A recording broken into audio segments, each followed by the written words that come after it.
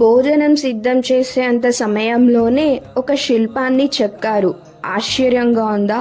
ఇది నిజం.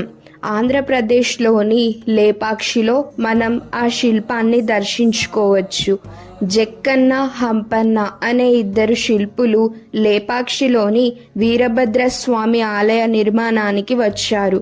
ఒకరోజు భోజన సమయంలో వారి అమ్మ దగ్గరకు వెళ్ళి భోజనం అడుగగా వారి అమ్మ భోజనం సిద్ధం అవ్వడానికి ఇంకా 2 గంటల సమయం పడుతుంది అని వారి అమ్మ చెబుతుంది. అప్పుడు వంటశాలకి ఎదురుగానే ఉన్న బండరాతి వారి కంట పడుతుంది.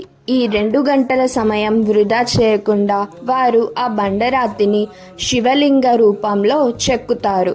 ఈ శివలింగాన్ని చూసి వారి అమ్మ ఆశ్చర్యపోతుంది. వారి అమ్మ కనుదృష్టికి ఆ లింగం చీల్చుకుపోతుంది. విరిగిన శివలింగానికి పూజ